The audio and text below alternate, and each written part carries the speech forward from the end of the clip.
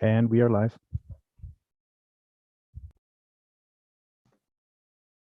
Would you like me to kick off? Sure, that'd be great. Awesome. I want to thank everybody here viewing, watching, those who are attendees, those who are watching video online live, and then those who will most likely see the video after it's online. That's been our experience with the Ward 4 meeting. It got a significant number of views afterwards. With us today are staff members. I don't know if we can actually have everybody identify themselves quickly. If that would be possible, just do a quick rundown of who's here. You can just shout out your name, let the public know that there's a whole slew of staff members here to help us tonight.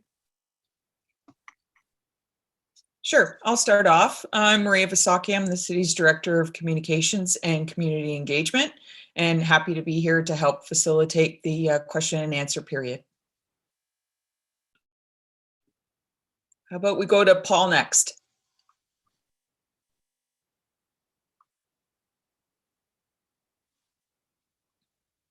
You're on mute. There we go. Me, Paul. Okay, yes. Hello, Yes, Paul. Paul McDougall, East Ward Echo Place Neighborhood Association co-chair and secretary, and also very glad to be here and thank everyone for being here also. Great, thanks, Paul. David. Good evening, everyone. My name is David Ferguson. I'm manager of traffic services, and I will be dealing with and presenting the traffic section. Great, thanks, David. Mandy.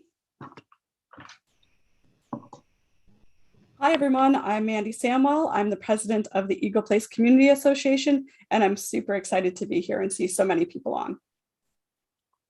Thanks, Mandy. Councillor Wall.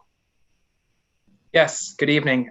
Thank you to everybody who attended. Councillor Wall, board mate with Councillor Van Tilburg for Ward 5. And I do want to give a huge shout out to Mandy and Paul and both neighborhood associations for all the hard work that went into making this meeting happen, including going out door to door, handing out all the flyers. You're incredible. And to city staff for hard work facilitating this meeting during these really difficult times. We will be back to full in-person meetings at the Doug Snooks Community Center very soon, I'm sure. But in the interim, this will have to do, and I'm super thankful. And lastly, to staff and Brantford Police, thank you for being here today. I know that there are some people who want to ask some questions, and your time is very valuable, and we very much appreciate you being here. And finally, Mayor Davis is going to introduce himself. Mayor Davis, thank you so much for taking your time out of the day to be here with us as well. Yeah, thanks very much, Joshua and Brian. And Brian, you better fix that map behind you. It looks like it's crooked. Then I have to move my computer screen. Yeah, but I wanted to thank very much all those who've put a lot of hard work and effort in scheduling this, and it wasn't me because I've just been fortunate enough to get an invite. And thanks again to Paul and Mandy for all your work on behalf of Eagle Place. So looking forward to it, and I'm sure we're going to have an enjoyable evening together. Thanks, Mayor. Next on my screen is Hilary. Hi, Hilary Miles, crime analyst with the Brantford Police Service. I will be sharing a presentation tonight on crime stats in the area and happy to answer any questions after. Thanks, Hilary. Chief Davis. Good evening, Rob Davis, Chief of Police for the Brantford Police Service. And I want to thank Councillor Van Tilburg and Councillor Wall for chairing this and looking forward to a productive meeting. Thanks. Great, thanks. I think we have some other police staff that have joined the panel. Do you want to introduce yourselves?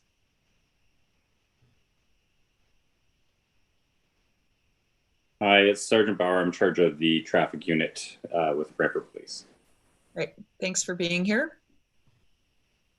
And I'm Sergeant Amber Jackson. I'm the Sergeant of Community Services and Crime Prevention. Great, thanks, Sergeant. And we've got Rob. Good evening, it's Rob Smith. I'm a transportation technologist in Public Works Department. Thanks, Rob. Did we miss anybody? I think we're good. Okay, great. So with that, thank you all. We're obviously here for two things tonight, and that's crime, safety, and traffic issues. We're going to split this meeting tonight up into two different sections. The first section is going to be specifically with regards to crime, law and order, safety and security within your neighborhoods. It's what Councillor Wall and myself have been constantly really bombarded with by calls within the community from issues happening. Now, this is your chance to engage with the police chief and him and Hilary to express what's going on and what's going on within our community. So with that, I would like to welcome Police Chief Davis and Hilary Miles to do their presentation.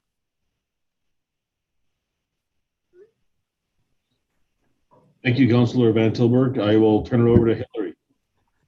Thank you. Maria, if you're able to pull up, or sorry, whoever has my presentation, if you could pull it up on the screen. Yep, I'm going to do that right now. Thanks.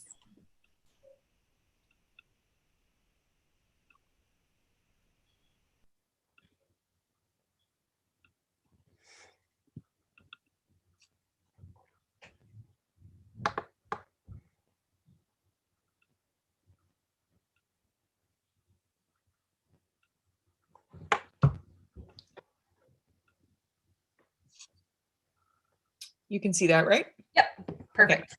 So like I said, I'm going to be talking about the calls for service the Brantford Police have received to the Ward 5 area for the years 2020 and 2021. Next slide, please.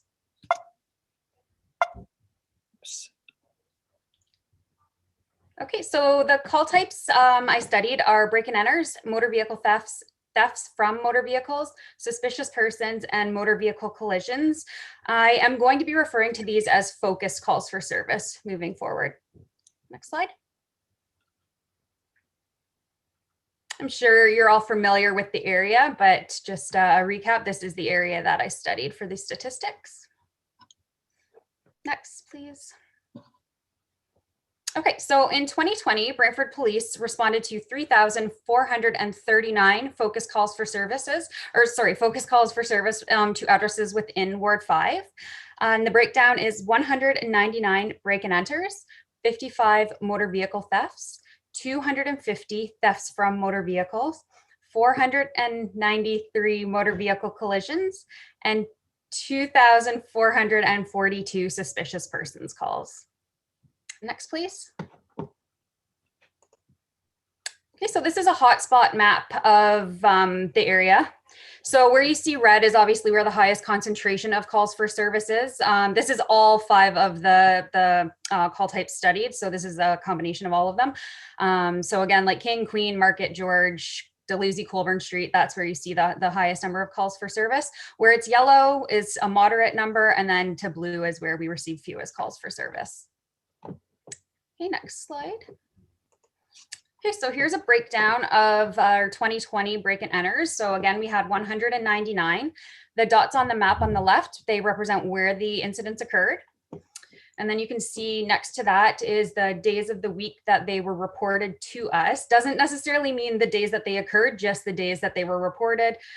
Could be the next day, or people could have been on vacation and reported it when they returned. So we can see that highest numbers were received on Wednesdays and Fridays, followed by Tuesdays and Saturdays.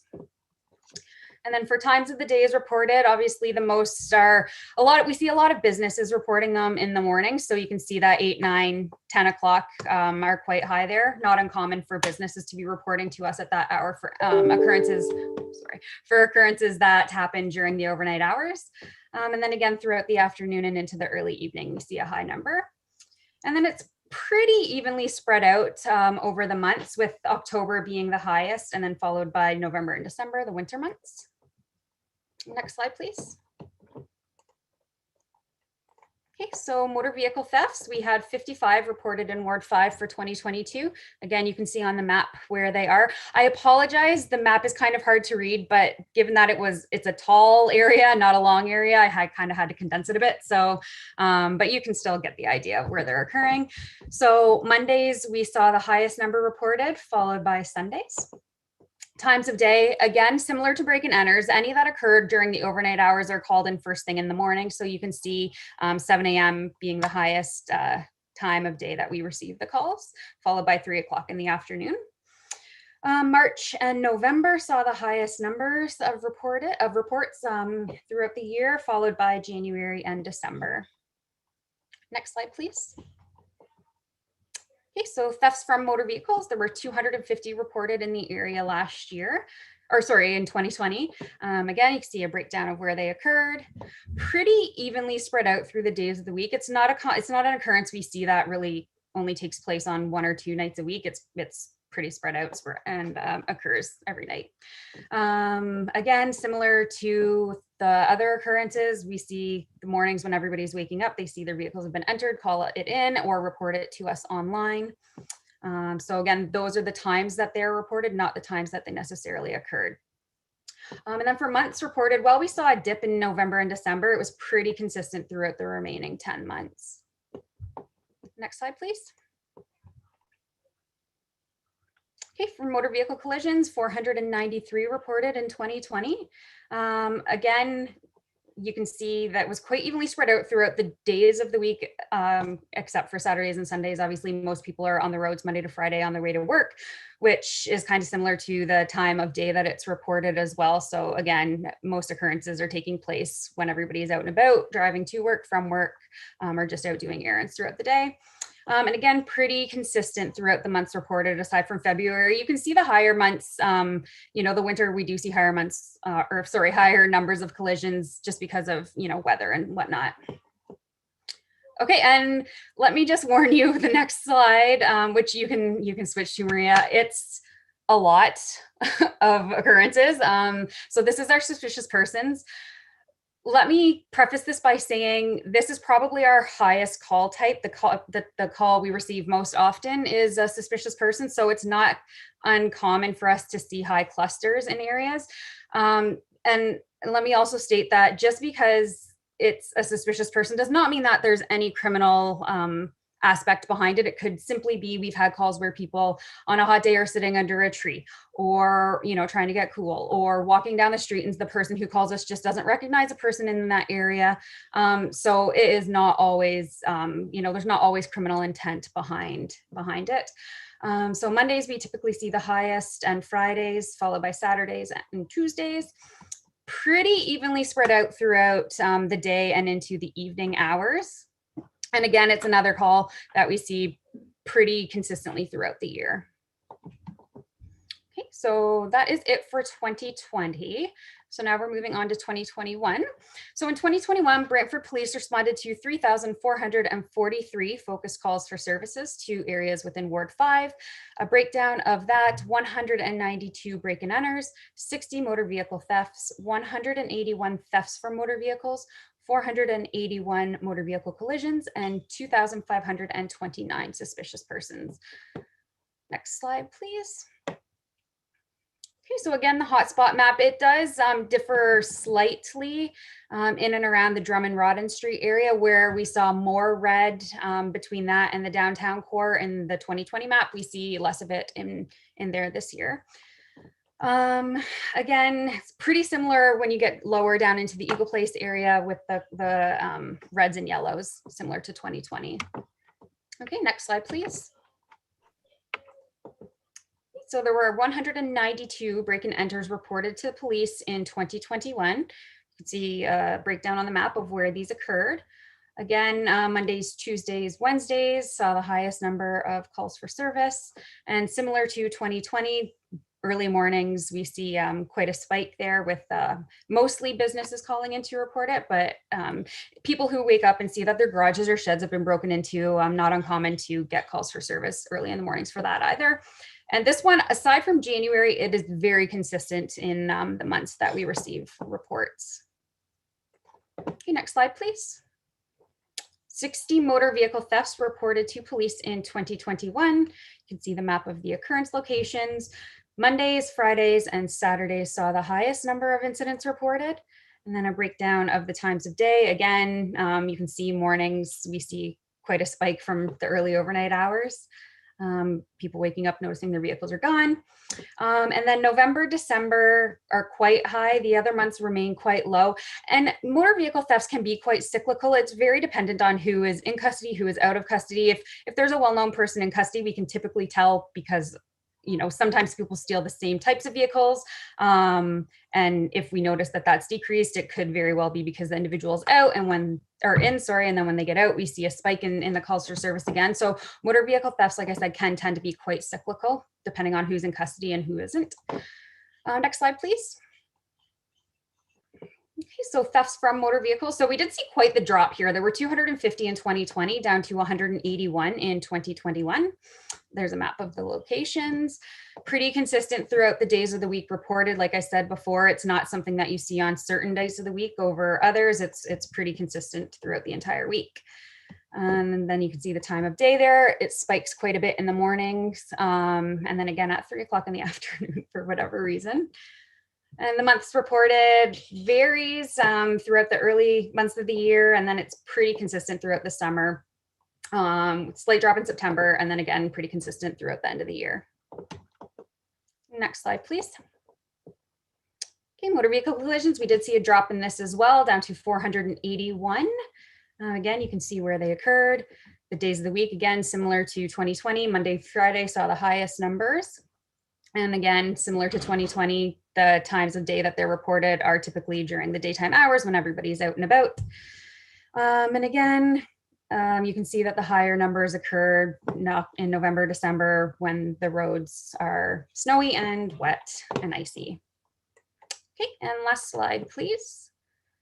So we did see just a slight increase, about 80-ish or so suspicious persons calls for service. Again, you can see the same cluster type incidents occurring up in the downtown core. Wednesdays and Fridays saw the highest numbers. Again, pretty spread out throughout the day aside from very, very early morning hours. And then again, throughout the months reported, slight dip in January and February, not uncommon just because it's cold and people typically are inside if possible. Then you do tend to see when the warmer months start occurring that we receive higher calls for service throughout the summer. Okay, and that is it. Thanks, Maria.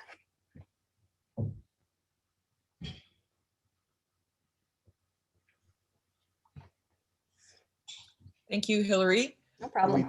Oh, go ahead. Yep, go ahead. Well, you were probably just going to do what I was just going to ask. What was this point to take questions? Yes, we're going to take questions after the presentations, just in chunks rather than leaving them all to the end, just so that there's enough time to cover all the topics. So if you do want to ask a question as one of the attendees, please use the raise hand icon and I will call on people in order. So we're addressing any questions about the presentation that Hilary just provided.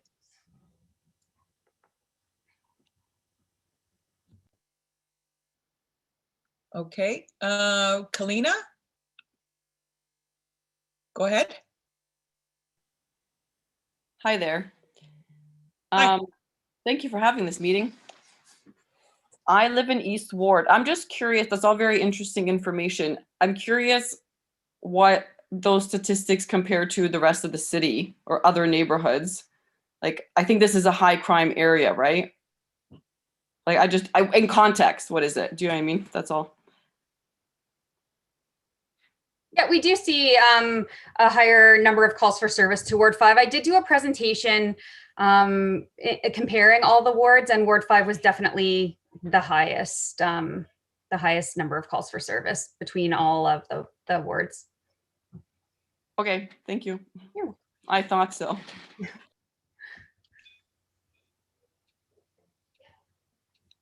Any other questions on the police presentation at this point?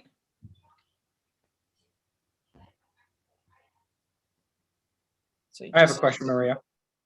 Okay, I do have a couple, but do you want to go ahead, Counselor? No, if there's people in the queue, I'll wait. Okay, so go ahead, Susan. Hi there.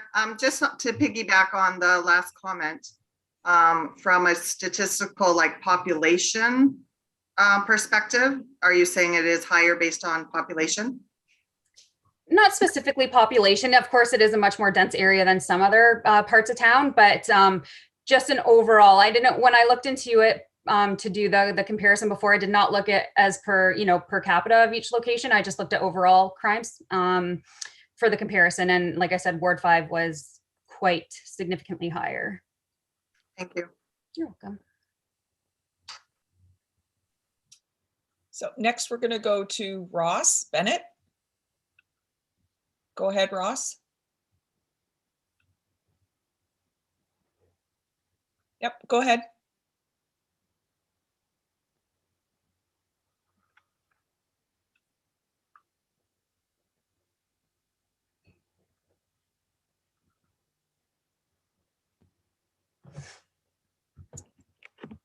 Okay, so he might be having some technical difficulties. Is he muted? Oh, Bennett, are you you there, got me Ross? now? Okay now? Yes, we can hear you now. Go ahead. Okay, all right. If the downtown area, it was inserted into Ward 5, and I don't know how many years ago, when the wards were probably changed, but originally Ward 5, downtown area was part of another ward. And I forget which one it was. I should remember, but I don't. If you took the downtown area and removed it from your stats, would we not be similar to the rest of the city? Possibly. I haven't done that, so I can't say definitively. We do receive a high number of calls for service to that location, so it's very possible. I'm more than happy to look into that, but I can't say for certain at this point whether or not. The reason why I say that is it sounds derogatory or it sounds negative when you say that in respect to Eagle Place, East Ward, Ward 5. But the original Ward 5, I don't think is any different than the rest of the city. You've inserted the downtown area into our ward, and it makes our ward look very negative. So my question to you is, if you remove the downtown area from our ward, just in your studies, where would we compare to the rest of the city? Right, and I have not I've not done that because it is considered Ward 5, so I have not run statistics pulling out the downtown core, so I cannot comment on that. You know, if you have a bad body part, they remove it, so the rest of the body looks good. I'm just saying that if the downtown was removed from our ward in regards to statistics, we'd look as good as everybody else. That's my comment. Okay, thank you, Mr. Bennett. Sandra, go ahead.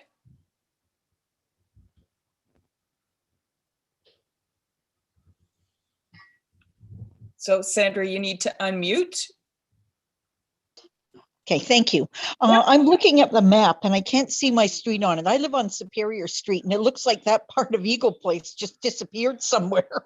They're not all of the closer I zoom in the maps, you'd be able to see each street location, but because I had to zoom out to capture the whole area, not all of the street names are listed. It is in there though. Don't worry. Okay. It's in there.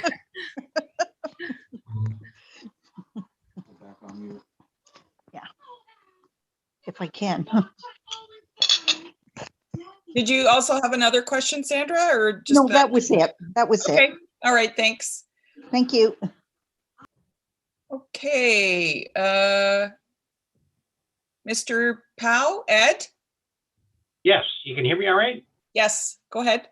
My question is more toward, is if our ward is a higher call volume or higher volume of calls towards the police, are they doing anything differently for our ward to try and reduce that volume?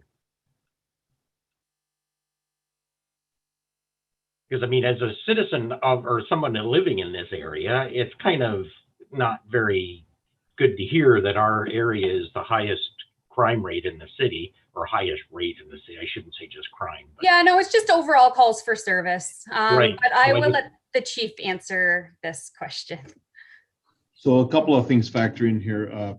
Like Hilary said during her presentation, the suspicious persons call, that is our biggest, the most prominent call we receive. It seems to be in all the wards, but when we're talking about this ward in particular, so that does include the downtown. And like Mr. Bennett pointed out, that downtown does bring a set of unique challenges with it that I believe, you know, we would have to extract that out of there to look at the real data. But I believe that Mr. Bennett's correct that that does skew the overall picture. So with relation to the downtown, there's been a number of initiatives tried over the years to try and address that, such as the beats. We've had to redeploy them over the last couple of years for different reasons. However, council did approve a corps of special constables that we will be dedicating to the downtown. And that's where they will be focused strictly on the downtown. If you've ever seen the map of the downtown entertainment education district, they will be there to help alleviate those calls for service. And that should produce some more positive results. In 2021, we also had a more robust presence of our auxiliary program in Eagle Place. That was fascinating. I would go out on weekend nights with the auxiliaries, and it was unbelievable the reception that I saw firsthand, as well as the officers that went out. We have to have an officer overseeing the auxiliaries when they're out, but the feedback from the community was just incredible to see us out there on foot. So that's another initiative that we're going to keep sustained throughout 2022.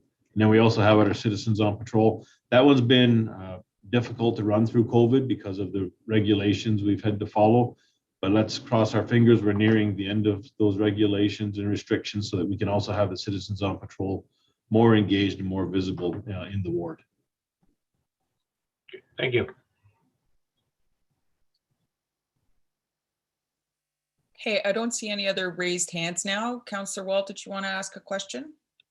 Yes, Hilary, thank you so much for that presentation. I'm hoping, if possible, we could have a copy of that presentation sent out to, if that's okay for it to be sent out? As long as Chief Davis is okay with it, I don't have an issue. Excellent. If we could send it out to Mandy and Paul, and perhaps they could help distribute it through the Neighborhood Association. Maria, you have a copy, so feel free. I'll do that. Yep. Absolutely. Second, forgive me if there's a dumb question. Clarification, your presentation was entirely based upon calls, correct? Calls for service, yep. So that wasn't necessarily reflective of the amount of crime committed. Correct. So what I based this presentation on is anytime an individual calls the Brantford Police Service and requests an officer to come attend, those are what the stats are based on. And again, I can't even imagine how difficult it would be, but is there a comprehensive chart that shows like calls versus like registered might not be the word, but documented? Yeah, so we have what we call reportable and non-reportable. So, if a call requires an officer to put in a report, then we will have that. Or we have no reports, where if we get a call for a suspicious person, we drive around the area, look for them, can't find them, that would be closed off, sorry, as a no report. So we do have that reportable versus non-reportable. Where would that data be found? Within our niche records management system. I don't think that would be public knowledge. Yeah, fair enough. Okay, those are my questions. Thank you so much for your presentation. You. No problem. Okay, I think I'm up, Maria, according to our agenda. Okay, we do have a couple of more follow-up questions. Oh, sure. Yep. Leave this topic, so we'll just go to those. Mr. Bennett again. My question is directed to the Chief of Police. The city of Brantford, in regards to kilometers and population, are we the only city of that size that operates out of one police station? If that is so, could you tell me why you would not be going downtown, taking over the old city hall and remodeling it for another station? All your calls are down there. You got the west end of the city to answer to. It would sure help the city of Brantford having more coverage, and your police station may not need as much remodeling if you're going to move a percentage of your people into the old city hall. It would sure benefit the taxpayers. Thanks for the question, Mr. Bennett. That's a decision well beyond me. That's a political decision. There's been a committee of the council established to steer the ship on that. So that's a decision beyond me. I do like a decentralized approach. I think that's realistic. If we think to the future of where Brantford is now, where it's going into the future, you look at the growth and how it's spread out over the last 10 years and how we can expect it will grow beyond the next 10. I don't know if City Hall is the answer. I am proud to report that we have a partnership with Wilfrid Laurier that where their special constables work out of downtown. They have created office space for us to work out of there as well. So when we get our new special constables in the downtown, as well as the regular officers that will have to be down there with them, that we're looking forward to working there. But as far as us moving into City Hall, that's a decision beyond me. That's a political decision that's up to the city council and to the board. We have say in what our needs are as a police service, but that's beyond me. But I do agree with you, a decentralized model, if we think of the city and future growth and presence and responsibility to different sections, I do think a decentralized model makes sense into the future. On that same question, though, are we one of the few cities of our size that operate out of one building? I'd have to look into that. So when I think of Guelph being a nearby comparator, they operate out of one facility with an accident collision reporting center at a separate one. But I'd have to, before I would answer that, I would want to look into that. I can if you want and get back to you. Okay, thank you. Thanks, Ross. There are a couple of new requested speakers. So we're going to go to Tammy McIntyre next. Go ahead, Tammy. Hi, this question is for Mayor Davis and Police Chief Davies. I was just curious, if we had an actual jail in Brantford, do you feel like that would reduce the rate of crime that we're experiencing in our city now? Because I just feel like a lot of criminals, there's no real repercussion for their crime because there's nowhere to take them. So they just, you know, they're not concerned about going to jail because we have no jail to put them in, type of thing. So I was just wondering, do you feel like that would reduce the crime rate in Brantford if we actually had a Brantford jail again? I'll defer to Mayor Davis first, and then I'll jump in. Okay. Well, maybe Chief Davis should have started, but I'd say this, Tammy, that I was quite familiar with the old jail, having seen clients in there when I was a lawyer. And I mean, they're still being held in custody. First of all, after they're arrested, they're held in the cells of the Brantford City Police Station. And then if they're held for pretrial detention, then they end up at the regional detention center, which I believe is in Milton. And so it's not as if they're not being held in custody just because the jail's not here.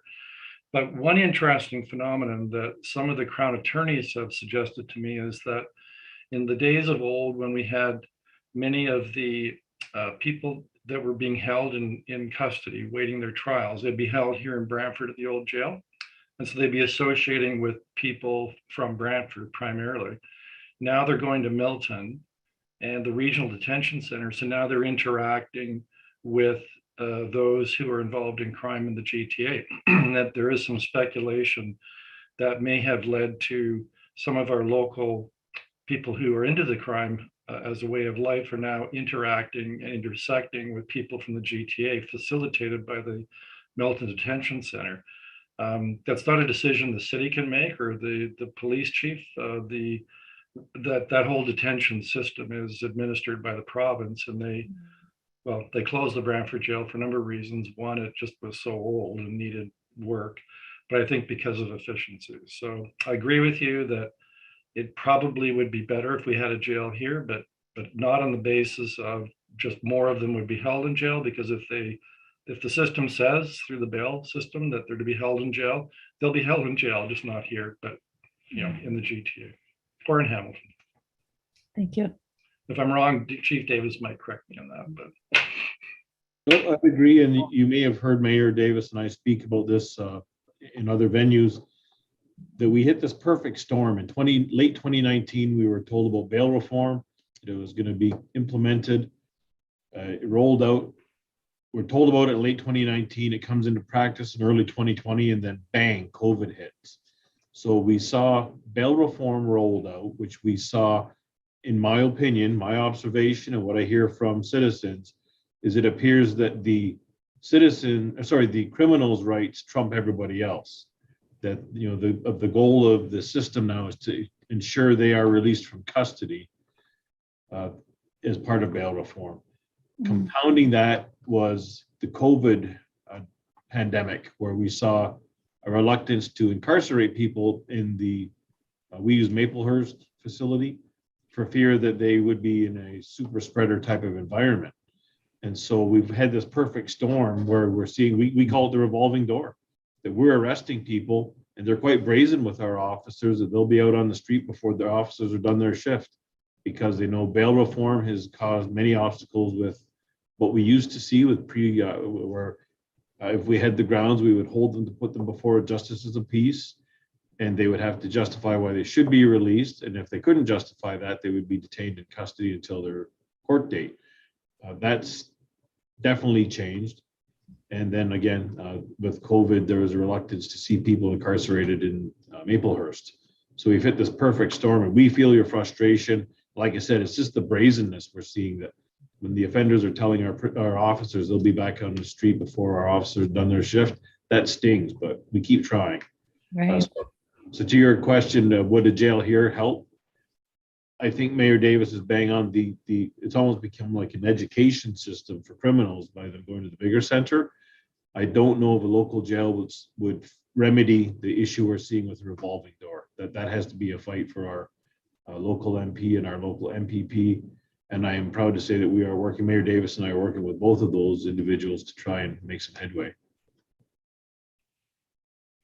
Thank you both for your responses, and thank you, Chief Police Mr. Davies, for all that you and the Brantford Police Services do for Brantford. I know it must be very challenging at this time, but hats off to y'all.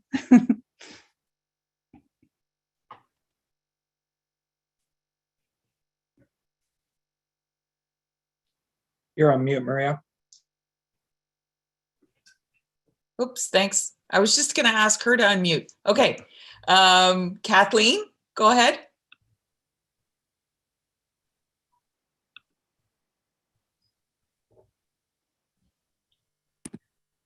Can you hear me now? Okay. Yeah. Great. I have a question for Hilary. Thank you for your presentation. I apologize. I came a little bit late to the meeting, so I'm not sure if you covered this, but your calls for service cover things like auto thefts, break and enter, suspicious persons.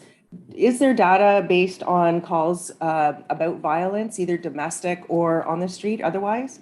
Yeah, we have domestic disputes, we have disturbances, assaults, we have a lot of codes that cover every aspect of crime. So I didn't see that as part of your presentation though? Yeah, no, I didn't focus on violent crime. I focus more on property related offenses because we see more of that than we do violent crime. Across the city or in all wards? Citywide. Oh, okay. Okay, thank you. You're welcome. Thanks, Kathleen. And then just a follow-up question from Sandra. Yes, I was following up on this.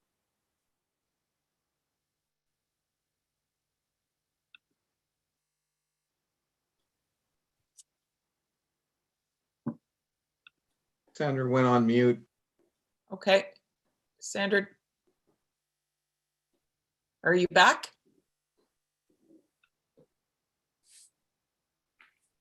Hello?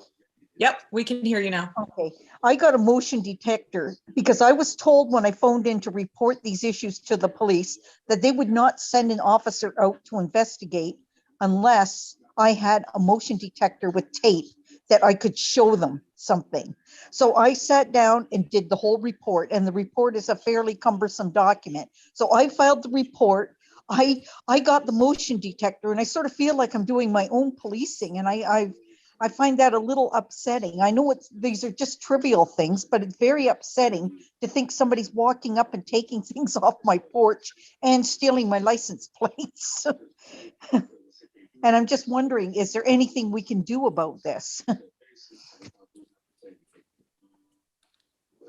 Thank you for the comment and the question.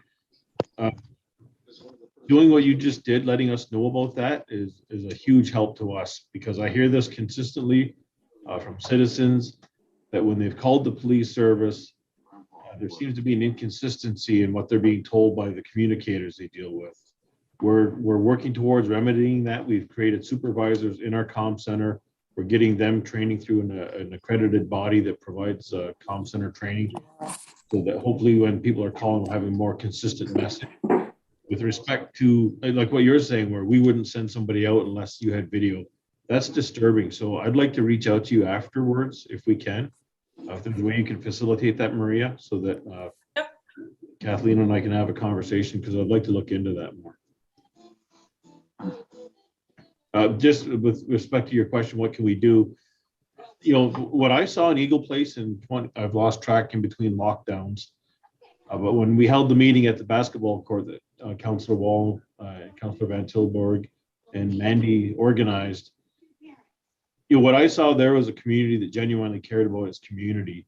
And that's where it was very easy for the police service to make the commitment of the auxiliaries being on patrol and of having officers coming on overtime shifts to be down there to lead them and to see the citizens on patrol, albeit we hit some hiccups with the lockdowns. And so I think my observation is Eagle Place is on the right track. It's a community that genuinely cares about its community and is looking out for each other. So I would encourage the community to keep doing that. Look out for each other, know who your neighbors are. I can't say enough about the work you're doing, Mandy. I see it when I'm walking around down on Eagle Place. And I spend a lot of time in Eagle Place on my time off. And it's still a community. It hasn't turned into a big city community where nobody doesn't know their neighbor. It's still a very tight-knit community. So I would suggest stay on that path. When you have the great engagement of your councillors in the ward, and you have people like Mandy there to keep things going and Paul to keep things going, and just keep up the great work. And as we move forward as a police service, again, I'm looking forward to getting the auxiliaries back out, citizens on patrol. There are some unsung heroes in that group that because of COVID couldn't deploy, but with the restrictions lifting, hopefully we can get them out more as well. Thanks, Chief. Thanks, Sandra. Got Thank one you. more.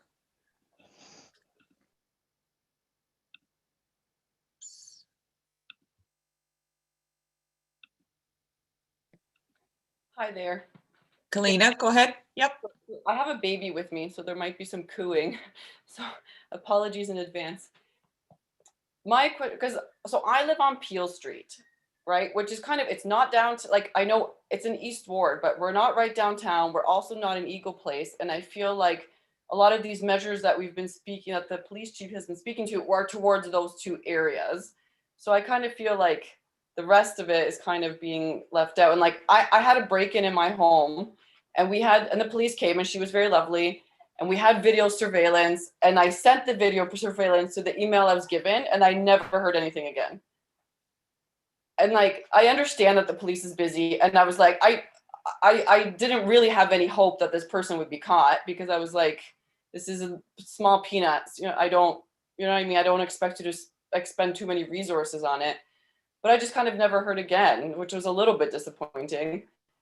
And also just in terms of these, auxiliary things that the chief is speaking to, I never see the police in my neighborhood, unless they're here already, already responding to a crime. Are we kind of falling in between the cracks a little bit? These areas that aren't right downtown, we're not Eagle Place. I don't know. That's my question. Thank you. I'll be real candid. First of all, thanks for the question and the comments. Again, you're another one I'd like to talk about this offline, so if you can arrange it, Maria, because we do have victim support services here, and so I'm wondering if there's a bit of a disconnect, or because break and enter should be, there should be that communication happening between the police service and the victims through our victims services unit. So you may have identified a gap here that we have to address. With respect to the presence of the auxiliaries, I go out with them a fair bit when we're rolling out in the summer and the fall. And I think you nailed it, because of where you're geographically located, you're kind of on the edges of two areas that were identified. But that's easy enough for us to remedy. I can work with Hilary so that when we look at those hotspot maps, we can easily redeploy these measures to address those areas. Thank you. Am I still? Oh, sorry, I didn't realize I was unmuted. I apologize. Thank you. I appreciate that response and this whole meeting. Thank you. Thanks, Kalina. Okay, Councillor Wall, I think we're ready for you now. Excellent, thank you. There was one question that was sent in through social media from James. It was for Hilary. Do the stats include reported incidents from the police website or just calls? The police website is typically different.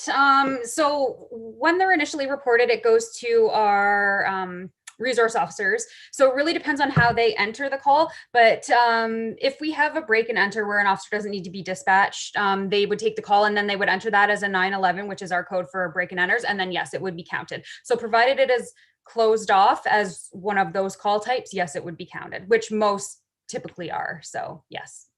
Excellent. Thank you. You're welcome. Okay.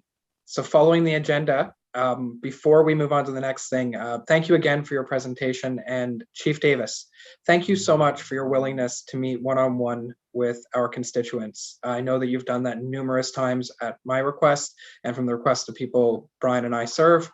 And it's honestly above and beyond. Thank you very much. And to the constituents who Chief Davis asked to meet, I hope you'll take them up on that. And if you ever need anything, Councillor Van Tilburg and I are available as well.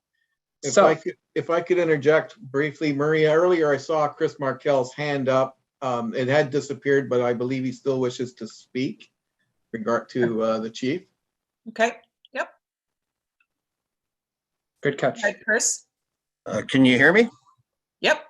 Okay. I got about 5 or 6 questions to ask, and the way I will ask them will be I'll ask one, and then you can answer. First of all, I'd like to thank Brian and Josh for this meeting. I've attended many of these since 2003. Brian will know, and Maria will know also. The first question I have for you, Chief, do you have enough manpower? So we've just gone to 12-hour shifts, which allows us to have more officers per shift working. We are only 6 weeks into it. So it's too soon to tell definitively if that is going to provide us enough street strength. We call it boots on the ground, if you will.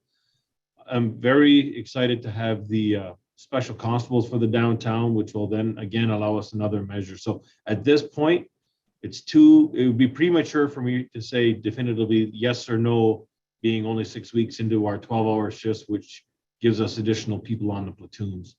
But ask me that question in December, and I'll be really, really candid with what I think. Chief, can I jump in? Can I kind of piggyback on that?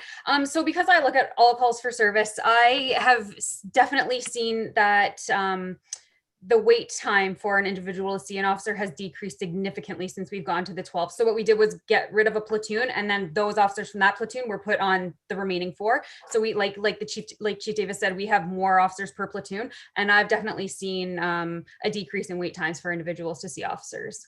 So I think, in my opinion, it's definitely helping. Okay, thank you very much for that. Oh, Mayor Kevin Davies, nice to see you. Haven't seen you for a while. The second question is, I represent social housing. I have 16 sites across Ontario, 4 municipalities. I've installed cameras in one of my sites in Ward 5. Also have another site in Ward 1. The tendency for break-ins, which it's easy to monitor since it's all on my phone. I had a break-in about 5 months ago. I identified the individual coming into the building, returned to the building, went into one of our secure rooms and walked away with a compressor. As they carted out the front door and down the road, I had 6 Brantford police cruisers pass my building in less than 1.56 seconds. Not one officer stopped, and this is at 3 o'clock in the morning, stopped and asked, "What are you doing with a compressor on a cart?" I have an incident report number. Matter of fact, it was advertised on Crime Stopper, and it's amazing. I found out who the character is after one officer visited my site, and I showed him the video, and he knew exactly who he was. And then it appeared on Crime Stopper. Maybe I'd like to take the $1,000 reward and put it towards my social housing project in Brantford. This individual walked through the Clarence Street many times and then down Market Street many times, but nobody's picked him up at this time. I won't give his name because that's not public information at this time. I just had another break-in in my building. Thursday night, they came through the door, spend there about 15 minutes in their stairwell doing their necessary drug habits, left the building, and then came back to the building at 12:35 and broke into the Canadian Post boxes, opening 9 boxes and going through 9. During the month of first of the month, you see HST tourism checks come out. Can't really cash some checks. But the thing is, I had 3 officers attending my site at 5 o'clock at night. Not one of them gave me an incident report number. And I had one officer to take a picture. Matter of fact, the person who broke into the building, she looked right at my camera at the lobby. She came back at 12:35 with a hoodie up. Sorry, Chris, sorry to interrupt. This definitely sounds like something you might want to have a conversation one-on-one. That's what I'm getting at. Yeah, I would like to have the we have to stay on. sorry, Chris, if you don't mind, I know you said you had a number of questions. Yep. So if you don't mind, Chief Davis will more than be willing to meet with you to discuss specific incidents and police matters. Okay. If you could keep your questions a little more generalized to how they affect the neighborhood. And it's okay, we just have a limited amount of time and a lot of more presentations to go. So please ask your questions. Sorry to interrupt, Chris. That's okay. I'll let you go on that. I understand what you mean. If Chief Rob Davis would like to meet with me and talk to me, Maria has my contact. Brian has my contact. I represent a corporation, which I said, again, we're in 4 municipalities. We do social housing. And the other municipalities I deal with, the other 3 police forces deal with me very quickly. And I also see out very quick results. So I will leave it at that. And I do identify where you, Hilary's identified the hot spots in downtown Brantford. And social housing is also important because we do have a lot of riffraff come through our buildings. So if the chief like to contact me, Maria or Brian, can you give him my contact? And I'd be glad to talk to him. Yep, count me in. Thank you. Sorry, Chris, I hope, I didn't mean to speak out of turn there. If you do have more questions, please ask them. Sorry, thank you. That's okay, no problem. Yeah, hopefully we'll have a little more time at the end too for any other questions. Thanks, Chris. Yep, you're welcome. Okay, Okay. go ahead, Counselor.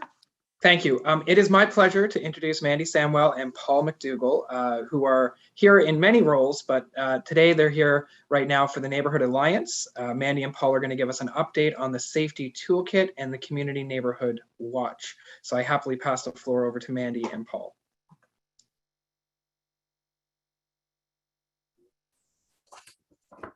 Hi, everyone. Paul and I are excited to be here representing our neighborhoods as well as the Neighborhood Alliance of Brantford Safe Communities. So I'm going to give you a bit of an update as well as some feel-good news that we wanted to share. I'll start with a little bit of history about how we began our work on community safety. For us, it was the community reaching out with neighborhood concerns and a willingness to make their neighborhood safe for everyone. This was common amongst all of the neighborhoods, so we decided to come together. Our first step was to bring a resolution to council, which received unanimous approval, and we began our work. We have been researching community watch programs in other communities, as well as working on our community safety toolkit.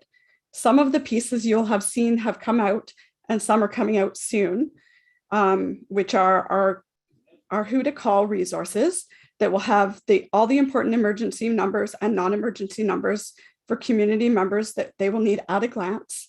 It will be available in multiple formats, such as an easy to carry version and expanded list for at home. A home safety audit checklist for community members to easily assess their own homes and know what changes they could make to have their home less enticing, have their home be a less enticing target for criminal activity. Our Safety Tips Tuesday, which is a series of practical safety tips that is being shared through our social media, which just started. So I hope you're seeing that and enjoying the tips that you're receiving. And education workshops, such as crime prevention through environmental design and many others that will empower our neighbors with information to keep their homes and families safe. We'll be planning these workshops based on community feedback received through our survey and continual communication with our community. The Neighborhood Alliance of Brantford Safe Communities Survey launched on October 20th and remained open till November 19th. We received 553 total surveys from every neighborhood in Brantford. Eastward and Eagle Place, or Eastward and Echo Place and Eagle Place ranked as 2 of the highest survey participation. And so we want to thank you for that. We truly appreciate your feedback that you sent in. Great job. Although we're still sifting through the data, as well as the responses from residents, there are some key highlights that I wanted to share.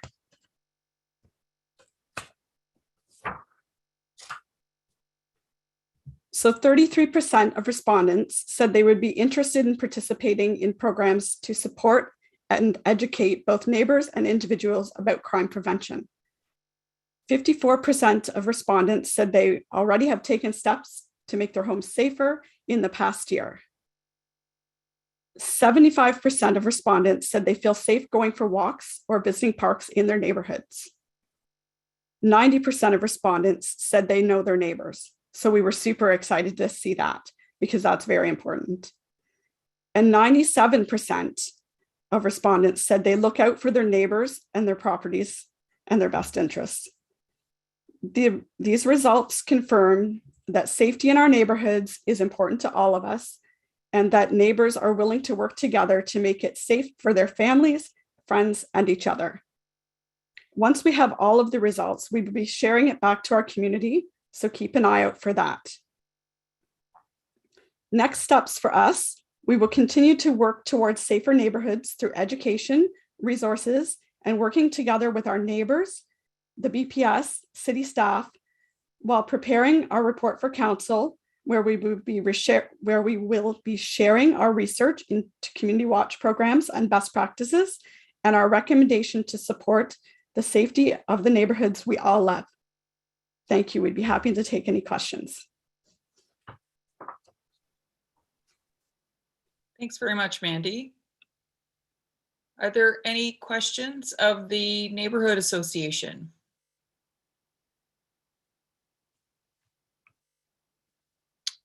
So if you have any questions, just please use the raise hand icon.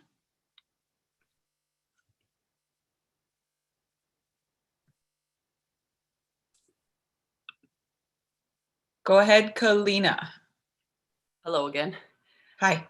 I didn't know, it's a neighborhood association for what area? For all of this Ward 5 area? If there's one association, is that correct? No, actually, there's 3 neighborhood associations that represent Ward 5. So I represent Eagle Place, Paul represents East Ward Echo Place, and then there's also the Downtown Central Neighborhood Association. But we're here representing the Neighborhood Alliance of Brantford Safe Communities, which is all of the neighborhood associations throughout the city are working on this project. Oh, okay. I didn't know these existed, but if I wanted to get involved in my local neighborhood association, how do I find information? Paul, you should take that. Yeah, that's yours, Paul. Yeah, Nina, what intersection, could you give me 2 streets? Yeah, I live on Peel Street between Chatham and Sheridan. Excellent. So please send me an email and I'll get back to you tonight. Wonderful. I think I grew up in this neighborhood and then I left for a long time and now I'm back living in my childhood home, which is lovely, but I feel like it's gotten worse. Am I wrong in that? Like I grew up here in the 90s and then is it worse now than it used to be? Or is that just, do I just have a skewed, maybe I'm just skewed because I'm looking at it differently now? Yep, go ahead, Councillor. Is it worse? Look, you're in my turf too. That's kind of like my stomping grounds as a kid, and it's gone up and down over the years. And I'll tell you, if you've just come back, as particularly into the area that you live in, your turf, within blocks of you, I can say it's definitely worse. And from the calls that I get in a cluster calls, it is definitely worse than what I certainly grew up with. And that's through the thick and thin, because, you know, like we say, crime goes through phases and neighborhoods change. But what I want to quickly say, without talking all the time, is that if you see some changes that you hear in Eagle Place a lot, that's the strength of a neighborhood association working on your behalf. And connect with your neighborhood associations and keep your community tight. That's what's going to work. And listen to what the chief is saying. He's really got it down onto the neighborhood. So is it worse? I'm going to tell you from my anecdotal and number of phone calls I get. Oh yeah, it's worse. And that's why we're holding these meetings. Right. Okay, great. Thank you. I look forward to connecting with you, Paul. Thank you very much for taking my question. Thank you, Kalina. We have another question for neighborhood associations, or the Neighborhood Alliance, sorry. Ed, go ahead. Hi, thanks for taking my question, actually. I live rather relatively close to Polina there. I'm just over on Arthur Street, Arthur and Murray. So I'm wondering, I'm not even sure what we're classified here as far as whether it's Echo Place or Eagle or whatever. It's East Ward, Ed. We're just East Ward? Yeah. So I guess I'm the same way. I want to get involved in some way because our neighborhood has certainly changed over the last year, and actually it's gotten better. We had one particular neighborhood moved, and the neighborhood just changed drastically. It's amazing how one family can just disturb an entire street. But I would certainly like to get involved as well. So I'll want to reach out to you as well, Paul, if That's excellent. Please do. And unfortunately, I don't have your email address, so I'm not sure how Maria wants to work that out. But Sure. Paul, if you want to send me your contact information, I'll just put it up at the end of the meeting, and then folks can take a screenshot of it. Excellent. Thank you. Yep. Thanks, Ed. Okay, thank you.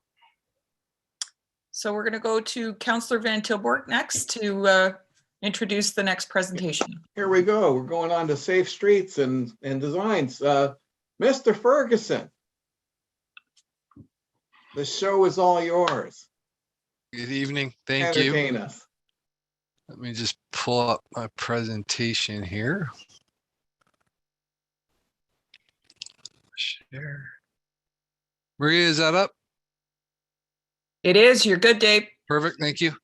Good evening, everyone, and thank you for taking the time this evening to be part of this. I've got two parts to my presentation. We're going to start off with Erie Avenue and some concerns that we have reviewed in traffic services, and then the second part we're going to talk about overall neighborhood itself and some looking at developing a master plan, transportation master plan for the neighborhood, and I'll explain that a little bit more as we go on.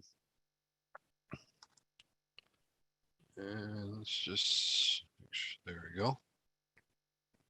So, and working with through Councillor Wall and some of the local residents, a number of concerns were brought forward to traffic services. And these are just some of the concerns that we heard. There were high volumes of traffic and speed, make it difficult to access properties and side streets. There were no crossing points for pedestrians south of Salisbury. The IPS at that intersection is seldom utilized and therefore doesn't create gaps to allow people to either cross the roadway, pedestrians or vehicles accessing properties or side streets.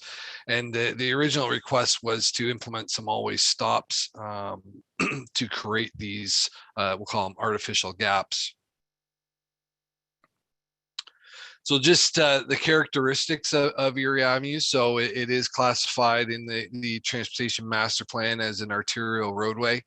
Again, the TMP identifies that the roadway will be operating close to capacity in the future, and it's currently operating close to capacity during the PM peak. So the PM peak is between 3 p.m. and 6 p.m. There's currently bike lanes on both sides of the roadway. The regulatory speed limit is 50 kilometers an hour. There are a number of area generators within the neighborhood that sort of connect off of Erie Ave. And there's also an identified safe route to school on Erie Ave itself. So we've done some analysis of the roadway. The average daily traffic, so this is the traffic that uses the roadway on a 24-hour basis, is just over 11,000 vehicles. The average 85th percentile speed, so 85th percentile speed is the speed of which 85% of the traffic is traveling at or below. One thing we found there was that as the further south you got onto Erie Avenue, the vehicle speeds were increasing, which kind of made sense as you're getting out of sort of the more residential area. People were obviously picking up speed or carrying their speed into the area. A review of the collisions for 5-year history through this corridor. We identified there was a total of 73 collisions, and you can see the breakdown. There is a higher representation of rear end collisions that I'll talk about in a little bit, as well as turning movement and angle type collisions, which sort of alludes to what the original concerns were related to not enough gaps for traffic to access either properties or side streets. Looking at it through a Vision Zero lens, 16.4 of the total collisions resulted in some type of injury. We estimated the headways, so this is the distance between vehicles on Erie Ave, that it varies between 12.5 seconds and 21 seconds. Obviously, the lower end isn't really a big gap for people to make a decision. You know, you think about the task of driving, and you're on a side street, and you're trying to decide whether to go or not to go. Obviously, 12.5 seconds can seem like a small time period. There currently is a school crossing guard at Dorothy. There are the 3 area schools. And for an arterial road with bike lanes, there really should be some type of separation or protected facility for those types of bike lanes on an arterial roadway. So the first thing we did was we looked at the always stop request and whether that would be something that's feasible. Usually on an arterial roadway, you don't like to use always stops because you usually are dealing with higher volumes. And so we did an assessment. The picture on the left is essentially your current conditions. And then on the right-hand side, we show what would potentially happen with the installation of an always stop. My biggest concern with an always stop is you're creating artificial traffic control at an intersection. And what ends up happening is, as you can see on the right-hand side, you can see that there's more vehicles all within close proximity. And then as you leave a stop sign, there's obviously a gap that's created, but those gaps become much tighter than if it was a free flow type condition like currently. So needless to say, we're not recommending always stops to be installed. Here's another example. This is at Salisbury. And you can see the congestion that gets created, and then the lack of gapping that it creates here on the south end compared to a free flow condition. So again, this was just something I wanted to bring forward. It was a point that was raised by residents. So I wanted to show that we took your questions and thoughts seriously and did investigate it. But we're coming forward with a different proposal. So in terms of recommendations, one of the things we are talking about is to the south. Obviously, we have the trail system there and connection. We're proposing to install a pedestrian crossover at the trail. We also want to enhance the speed limit signs and add some radar message boards, which is your speed 60 flashing sign that you see there at the bottom. So we really want to raise awareness that for the motorists that they're coming into this area and trying to get them to slow down as they start to approach, obviously, the crossing, as well as moving into the sort of more residential area. We are proposing that, so we have listed here at Market Lane that a future traffic signal. So I have been in discussions with our planning department.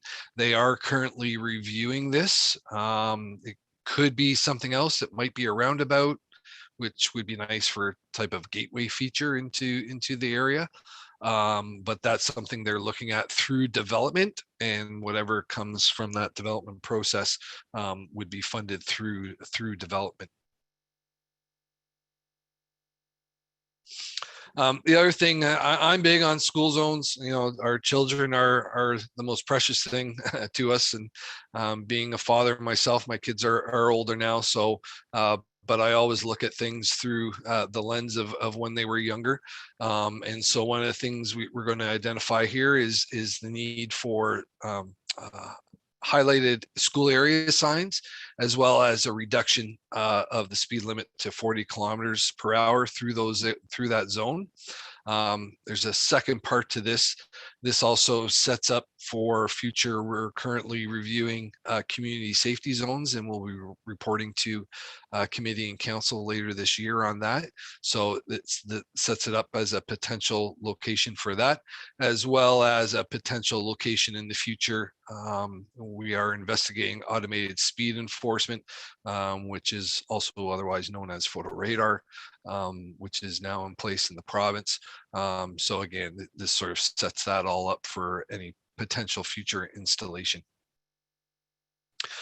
We are proposing future signals at 9th and Baldwin, and really this is to start creating those gap areas for the residents. Obviously the signals can be controlled, and we can create gaps that better provide access, not only for vehicles, but also for the pedestrians. And I'll talk about that a little bit later, but again, you know, as a municipality, we encourage neighborhood livability. We want to promote active and healthy living. We want to promote people to be outdoors, walking and cycling and things like that. So this really does help with that connectivity and encouraging and providing the infrastructure for people to cross Erie Ave safely. We are also suggesting or proposing converting the existing IPS at Salisbury to a full signal rather than a IPS.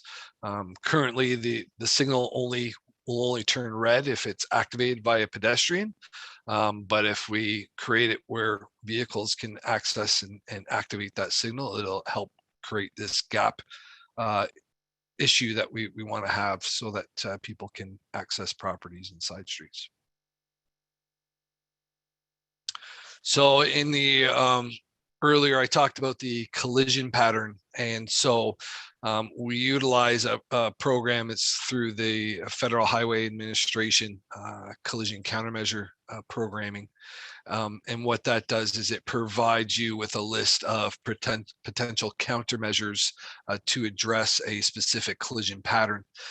And so what we are proposing here is the removal of the bike lanes and implementing a center left turn lane to eliminate and reduce those rear end collisions, as well as reducing the angle type turning movement collisions, which are a concern. Obviously, those are the types of collisions that we usually historically see injuries, higher level of injuries occurring.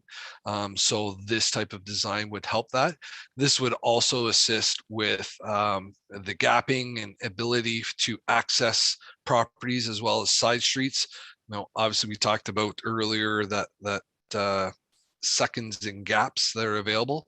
So if you think, you know, you're sitting on a side street and you're trying to access Erie, you could turn into this center left turn lane before entering into the through lane. So it gives you that additional comfort and sort of safety area when you're driving and accessing properties and side streets. Obviously, cycling is a major component, something we're building on here in Brantford.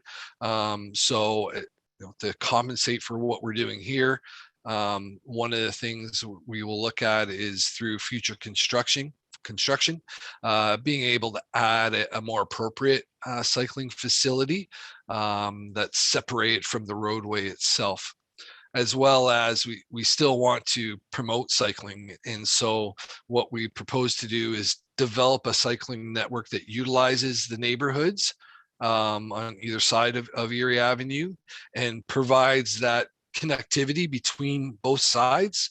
Obviously, we have the schools, we have parks, we have the trail system. So it really is a good opportunity to create those connections together. And again, as I talked about earlier, promoting healthy living and neighborhood livability. The other advantage to this is it's probably a more appropriate design for the younger cyclists. I always look at things through the lens of when my children were younger, and I always look at it as, would I permit my kids to have rode their bikes in the facility? So this, to me, is a more comfortable scenario for kids and parents to travel throughout the neighborhood safely. The other thing we are proposing, council did approve a new speed limit policy back in December, I believe it was, where local roadways can now be reduced to 40 kilometers an hour, as well as designated school zones can be reduced to 30 kilometers an hour on local roadways. So kind of our next steps, we would finalize and develop the plan for Erie Ave. I've got here neighborhood traffic management plan, but I'm going to talk about that in just a second. And then once we have that, we'll submit a formal report to our Vision Zero committee outlining what we've done and what we're proposing, and obviously get support from council.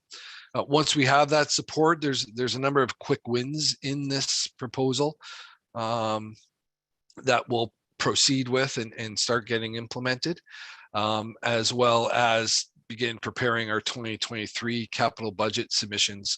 We'll identify a cost to be included in that. So again, for example, traffic signals.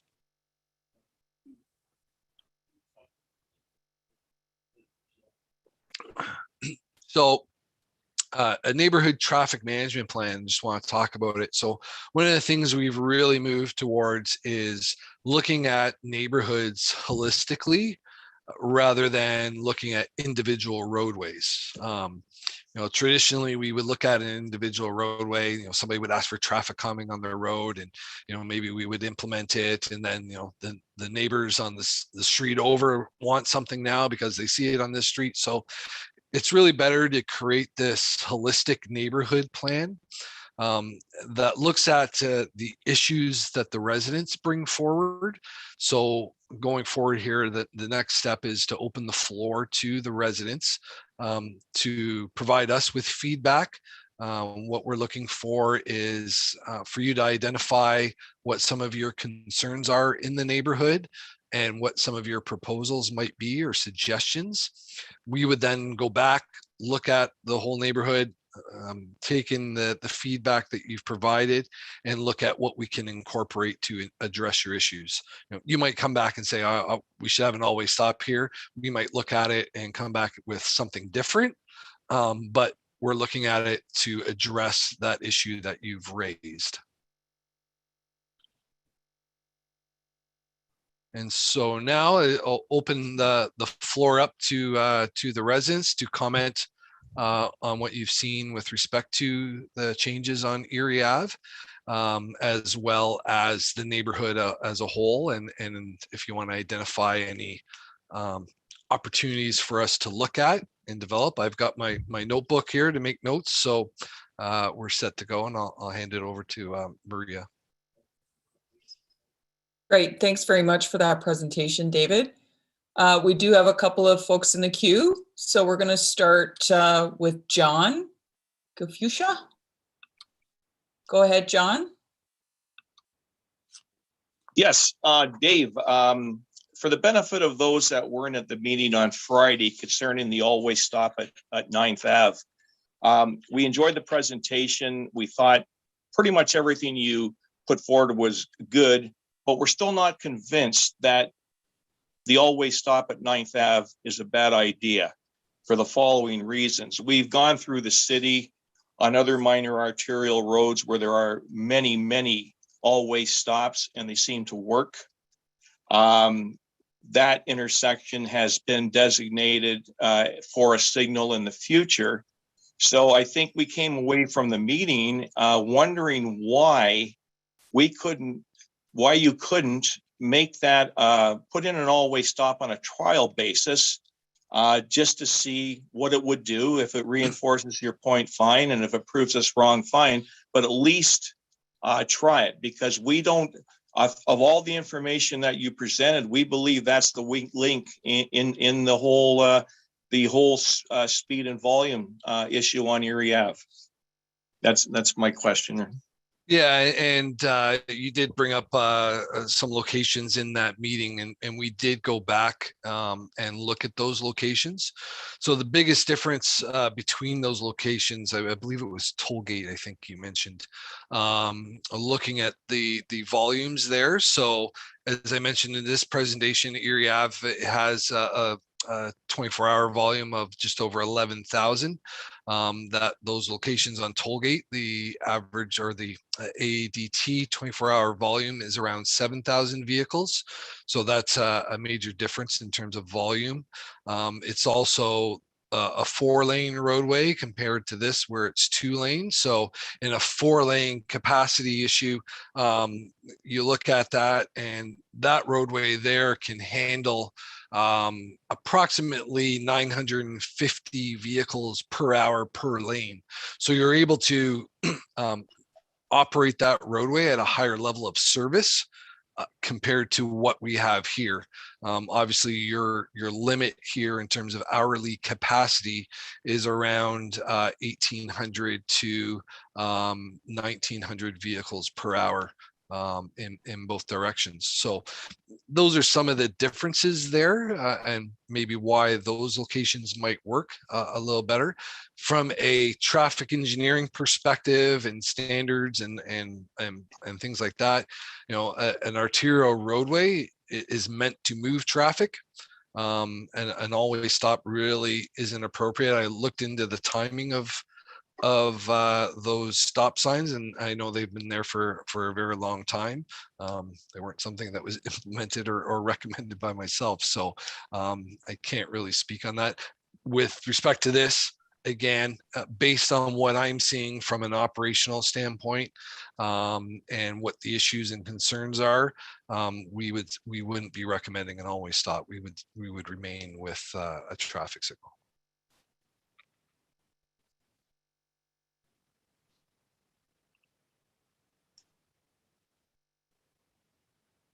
Did you have a follow-up question, John?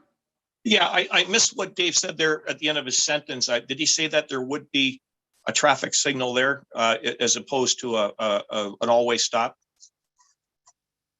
That's correct. That's our recommendation. We're staying with that recommendation. Yes. Okay. So one last follow-up question then is, okay, so there will be a signal there eventually.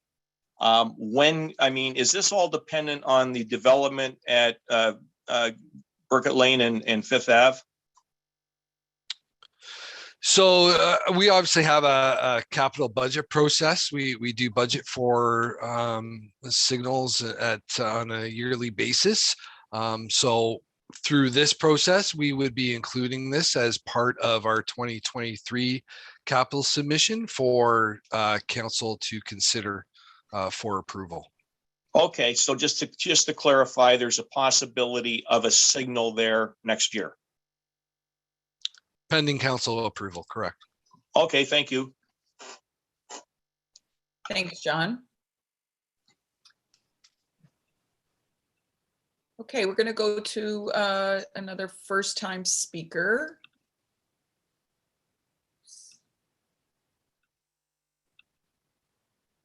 Monique, you can go ahead.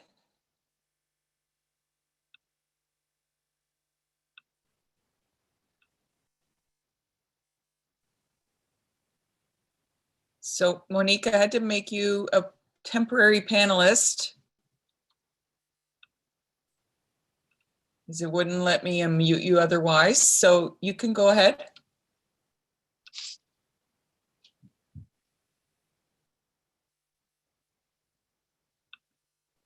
Monique, you can unmute yourself now.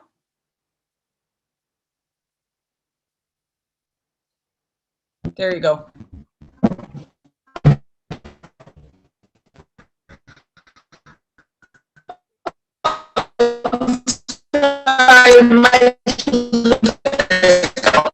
So sorry, my children touched the laptop by mistake. I apologize.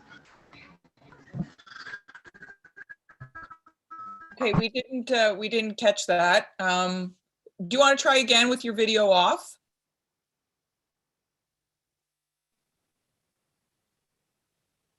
I apologize. I didn't have a question. My children touched my laptop while I walked away. I'm sorry. No problem. Go ahead. We can hear you now. No, I was saying that I didn't have a question. My children touched my laptop while I walked away. I'm sorry. Okay. All right. Thanks very much.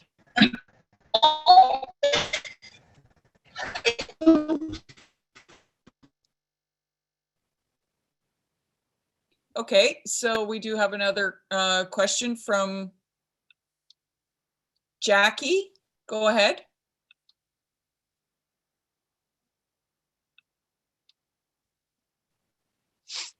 Hi, can you hear me? Yep, we can hear you, Jackie. Go ahead. Oh, great. So I'm actually a first-time speaker and first-time attendee to your meeting. First of all, presentation was great. Just overall feedback.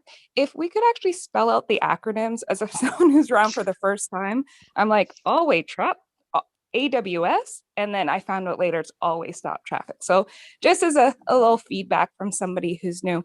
But one of the things that I wanted to know is where can I actually see a full breakdown of this plan? So there was mention of some quick gains that you'd be looking to implement this year. So where would I be able to see this information and be able to assess it? And the other thing is it was said that you'd be looking to identify some concerns in the neighborhood. When would we be expecting that to come out to provide our feedback or whatnot? Yeah, so if you want to bring those locations forward now, then we can record those and we'll start investigating those locations and work on developing that plan. Oh, there's nothing on my mind now. It's for future. Oh, okay. Okay. No, I'm just curious. I want to get more involved in the neighborhood, and as I hear about these things coming up, I just like to understand the timelines so that I can make sure to engage in them and ensure that if I do have feedback at that time, I'd be able to provide it. And then my other question regarding like where can I find information on this? Like, you had this great presentation, but where does all that information reside? Yeah, so I don't know, we can provide the presentation to Maria, and I don't know if it can be maybe circulated or posted to our web pages, and people can see the presentation there. That would probably be the easiest way to do that. In terms of quick wins, so that would be something that we would identify in the report to committee and council, identifying what they are. So if I just quickly go through here, I can tell you what we'd be working on. So the cycling network moving into the neighborhoods, I would say that's a medium term item. We're working on a cycling master plan this year, so I would look to incorporate this new concept within that plan. We've identified the speed limits reductions, so that's, to me, is a quick win. That's something we can do through bylaw and through council. You'll notice here I've also got down the bottom left, I've got a new PXO proposed there. Again, that's something we can cover within our existing operating budget, and requires a bylaw, so that would be considered a quick win. Quick question. PXO, yep. What is that? Sorry, that's a pedestrian crossover. So pedestrian crossovers are newer to Brantford, and what these are essentially like a traffic control for pedestrians. When you see a pedestrian crossover, motorists are required to stop for a pedestrian. If they're at the side of the road waiting to cross, they legally must stop for you. So that's what we're looking at. So it's an enhancement for the pedestrian and providing identified safe crossing locations. Okay. The restriping, we'll have to look at the costing related to that, but my hope would be that it's something we could implement this year. And then the school zones on Erie Ave and reducing the speed limits there would also be something that we would implement this year. Okay, that sounds good. And in terms of being able to access any sort of full plans or whatnot, other than the presentation, that currently is not available to us, correct? Correct, yes. Okay, and but there is the potential for it to be accessible to us? Yeah, if I could just jump in here, David, I think we could definitely add these with staff's permission. We can add these to the city's website, and you could find it under our traffic page. So if you if you just put traffic into the word search, we'll get them posted tomorrow. Okay, that's great. Thank you so much. That's it for me right now. Thank you. Thanks for your questions. Mandy, did you want to add to that? Yeah, no, I just had a comment that I wanted to make. I just wanted to acknowledge John Gefusha and the Erie Ave group that has been working so hard to work with council and staff and boots on the ground, getting hundreds of signatures on a petition to get Erie Ave looked at. So I wanted to mention that. And then I do have a traffic related question that I was sent by somebody as well that I was going to ask. So I had someone reach out and ask, they're worried about the speed on Baldwin Ave, and with the development, will this make the problem worse? So I don't know if there's any sort of response to that, but I told them that I would ask that question for them. Yeah, and so what we'll do is we'll take a look at what the operating characteristics are currently on Baldwin Ave, and then what happens through the development process. They actually do traffic impact studies, and so we'll review that to see what's being proposed, how much more traffic is being generated, and what the potential impacts may be. So one of the things we're working on now with our planning and development engineering groups is incorporating traffic calming within the development process. So at the beginning, before things are built and things get opened up, and get the developer to incorporate traffic calming as part of that. So if we identify a concern, we can include that as part of the requirement of the developer. All right, thanks so much. Thanks, Mandy. So we have another first time. There's two names here, Marie and Tony. I'm not sure if it's Marie or Tony asking the question.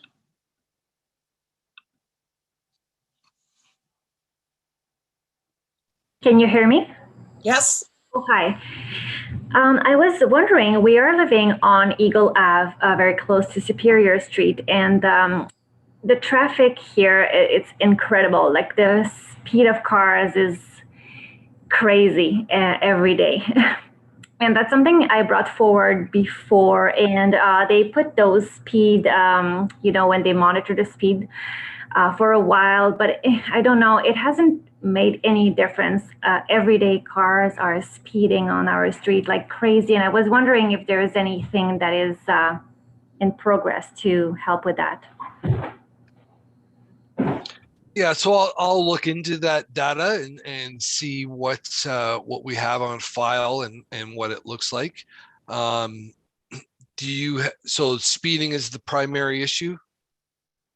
Well, yes, the cars are speeding very, very fast on our street, and our houses, like the entry of our house is very close to the street too. I have very young children, so I'm really scared to have them just going outside a couple of minutes by themselves because cars are going so fast. So that's really a concern. I believe those radar signs were up about 2 to 3 years ago, if you're looking for that data, by the way. Okay, so they were speed board signs, the digital speed signs. That's right. We had them installed when they you move them around, and they haven't come back there for a while, but that they were put on that street.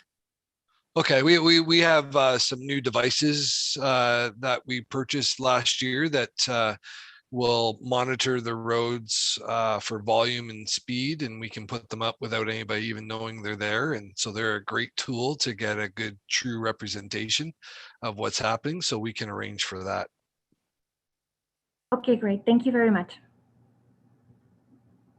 Thanks, Marie. Can I add to that, Maria? Of course, go ahead. Fantastic. You said Eagle Ave, right, Maria? Let me bring her back. Oh, sorry. I'll just keep talking she Oh, said Eagle yes, Ave. I said Eagle Ave, yes. Yes, thank you. So Councillor Van Tilburg and I and Mandy are very familiar with the racetrack that is Eagle Ave. And what I would recommend that you do is work together with the Neighbourhood Association to continue to help Councillor Van Tilburg and I lobby council, because we do need to do something specific about that road. And I mean, I don't know what it is. Sometimes I just want to dig a trench to stop the traffic, because, you know, I've been down there numerous times. My mom and my brother and his kids live down there, and they just zip down that road, and no amount of slow down signs or speed tracking is going to stop it. But because of how important the road is, we can't just put speed bumps on it. But there definitely needs to be something done, and it's more so working together with the Neighborhood Association to rally the neighbors to find out what is going to be an acceptable answer for everybody, because it's gone on too long. To be perfectly frank, it's something that we could continue to address, and ultimately, whatever measure we take is not going to make people who are using Eagle Ave happy, but it'll make the people who live on Eagle Ave, or sorry, whatever. I'm mixing it up. But you know what I'm saying? Just for clarification, Councillor, would it be both sides of Erie Ave related to Eagle Ave? I see there's both sides of Eagle have issues. Okay, thank you.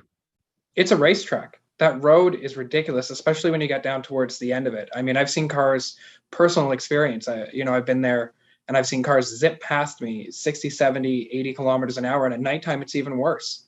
And the answer is not going to make drivers happy. It definitely make the residents happy. And soon enough, we're going to have to bite the bullet. I don't know if Mandy, if you want to comment on it, but I'm sure you've been hearing more. You hear more about it maybe than even me and Brian do. So actually, I don't really have anything to add because you've covered it so well. But yeah, definitely it's something we should be looking at for sure. Sorry, David, not to put too much weight on your shoulders here. Like I said, I mean, there's not really an easy solution. Yeah, no, we'll look at it and we'll come up with some options and we'll go from there. So Maria, please reach out to Mandy through the Neighborhood Association and help us rally the troops. Sorry, that was my specific request to you, Maria. Sure. Yep, for sure. No, the other Maria. Wait, you're already awesome. We do have a couple more questions. Second time speaker, Ross. If I could just interject for a minute, Maria. Sure. Just to state that David's here. He can answer questions regarding issues in East Ave, street concerns in East Ave, Eastward neighborhood.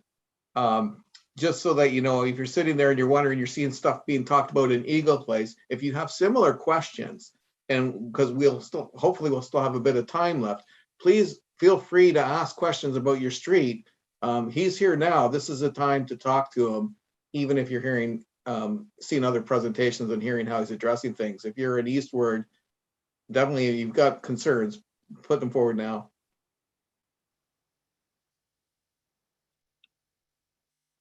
Okay. I think you can go ahead now, Ross. Okay, I listened to David's presentation on this Erie Ave issue. Erie Ave traffic volume speed has been raised over a number of years. In the 36 years I've lived on Parsons Ave, I've raised this issue many times, and some of the councillors just turned a deaf ear, completely ignored us, and we've had nothing done. The only major change that's taken place on Erie Ave for traffic is when the Veterans Memorial Parkway was completed, there was another set of lights installed. You talk about Tollgate Road. Yes, Tollgate Road is a 4-lane road. My question to you is, so when you decided it was a 4-way a 4-lane road. Did you go to any of the other 2-lane minor arterial roads and check them out for traffic flow and what's used? Erie Ave is the only minor arterial road in the city of Brantford that has no type of way of traffic being slowed down or stopped for a 2.7 kilometer distance. And the only thing it encounters is that when it crosses the Cockshook Bridge, you get a sign that says you can now do 70 kilometers an hour. So the health and safety, the quality of life, all those other things that are important to us are being ignored, not necessarily by you, but have been ignored by previous councilors and city council in general. I took the petition to a number of people. I think there's about 280 names on it. And some of the people that lived adjacent to Erie Ave and on Erie Ave, they were scared all the time to let their kids even go anywhere near it. I'm asking you, is that the health and safety of our people not of the same value as other people in the city of Brantford? Other minor arterial roads do not have bike lanes, which we were told by previous council members, this will slow traffic down. You'd have to be a fool to ride a bike on Erie Ave with the traffic that's there. David, did you study any 2-lane minor arterial roads, or did you just check Tollgate Road? That is the end of my question. Yeah, so I just looked at Tollgate. That was the location that was brought up, and what I investigated and looked at.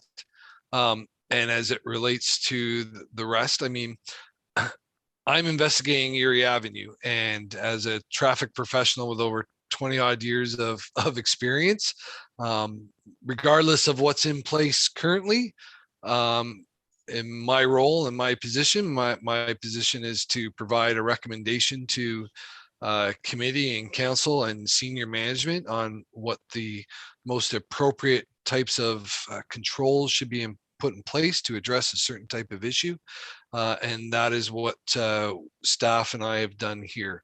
I'm comfortable in what we're proposing, and I'm sorry that in the past you feel that you haven't had that support or the issues addressed on Erie Avenue.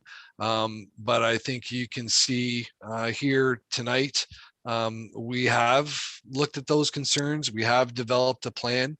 I think we originally met back in maybe October or November to originally talk about that. And that's when I first became aware of this. And here we are mid-February with a proposal related to Erie Ave. So I would hope that you feel that traffic and the councilors and have taken your concerns seriously, and we have looked at it appropriately. My question is, how many other minor arterial roads in the city of Brantford have a distance of 2.7 kilometers on them? And Eagle Place is encountering major traffic flow as a result of not city of Brantford development, but development in other communities to our southwest, and southeast, who have enlarged their capacities, and these people want to come into Brantford. And Erie Ave used to be the best road to take to go to Port Dover, back road to Dover. I don't think people like that anymore because of the problems we have out here and the speed of some of the traffic. So really, if you've been with the city for 20 some odd years, have you not ever experienced a problem in Erie Ave in the past? Sorry, I haven't worked in Brantford for 20 odd years. I've just been working in the industry for 20 years. Oh, okay. I'm sorry. I apologize for that. But this problem's existed. At one time years ago, and some people don't remember it, but in the corner in the neighborhood of Gladstone and Allenby Ave area, 2 women were run down by a car there, and they put a sign up, "Caution, senior crossing." Those women never made it. They lost their lives that day. And nothing's been done since then. Nothing was done up till then. And the only change that's made is a set of lights at Veterans Memorial Parkway. We finally, Mr. Wall has come up to the plate and started to play ball with us. But other counselors just wanted to take their bat and ball and run and hide. So just to address that, I mean, that was something we identified, that there was a lack of controls to the south. So based on our plan here, just looking and estimating measurements, I mean, we're looking at traffic controls now that would be 320 meters, then another about 250 meters, and then another it's 1.1, so that's another 350 meters. So I think we were addressing that concern with respect to controls in place that you had raised, and so okay, David, my question is, you've recommended these, but these are not etched in stone, are they? Council can still say no, and we can still be facing the same problems. It's just not a confirmed. I'll take that one, Ross. You know, you and I specifically, we've had a direct line of communication for this for a long time now. Both Councillor Van Tilburg and I are on this. Mayor Davis is involved. We've got Mandy. We've got the rest of the Eagle Ave and Erie Ave group. I think just in the lieu of time, let's continue so we can let some other people speak for now. But we're not done. This conversation is far from over. We're here tonight to get feedback from members of the public. And I committed to you before, and I'll commit to you again. This will not come to council until we have had a time and an opportunity to ensure that it's what the majority of the community wants to see happen. We're not done. There's still a lot of work to do, and we're going to be moving forward with some immediate measures. David is one of the best in the business at this. I'm confident in what he and the team are recommending. But, you know, sometimes the role of council is to override what staff are recommending and do what the people who live in the neighborhood want to do. And that's part of organizing and running a local government. So we're not done, Ross. I really admire and appreciate your patience. And I just hope you'll hear us out and we can take this offline. Deal? I like what you say. I appreciate all the work you're doing. But as I said once before, another councillor brought an issue up about Driftwood Drive and some other traffic problems. No traffic study done, no nothing, and changes took place. That's why I asked that we be treated the same as the rest of the people in this municipality. And in the past, we have not been. We've been ignored. And I'm not going to let you be ignored.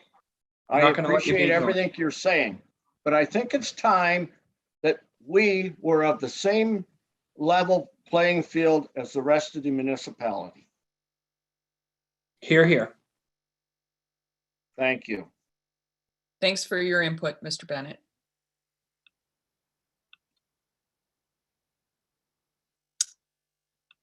Okay, Sandra, go ahead. Yes, thank you so much, Mr. Ferguson, for those recommendations. I appreciate it very much. Erie Ave is, to anybody who drives it on a regular basis, and I do, it can be a bit of a problem, especially in those peak hours that you were discussing between 4 and 6, and even in the morning coming into Brantford, like between about 7:30 and maybe 9 o'clock. It can be very challenging to make any kind of a turn on there because there isn't enough traffic calming there to slow things down, and you can get stuck and wait. I've seen me wait for 2 lights up at the corner of the corner ahead of me. I've watched them come on Cayuga and Erie. I've watched the light change twice and still not have been able to get out into the flow of traffic. A turning lane in the middle of Erie Ave would be absolutely spectacular because it would help to calm some of the traffic and give drivers a way to get around it at times. The amazing thing is we just had major changes done on Erie Ave within the last 2 years. They put the bike lanes in, took away one of the lanes that we had there, and now we're struggling with traffic again. I do think that having a turning lane will definitely help, and trying to figure out something else to do with the bicycle lanes would probably help quite a bit as well. And as the other people mentioned, Eagle Ave it's a major concern. And it's not just the speed of people going down there that's the problem. It's the fact that it's a very narrow lane, basically 2 lanes, and it gets a lot of traffic. And usually there's one side that has parking on it. So if you've got one side with parking and you have basically 2 lanes, if you have 2 cars coming in opposite directions, somebody has to stop and wait for the other person to get by. It's just not wide enough when there's cars parked along there, especially in the wintertime. That is a road that really needs to be looked at because it is almost a main access point to Erie Ave. A lot of people use that particular road. But I do commend you on looking at this and trying to do something to make Erie Ave a little more user-friendly to those who use it. Thank you so much and all the best to you. You're doing a great job on it. Thank you. Thanks very much, Sandra. Okay, we're going to go to Linda. Go ahead, Linda.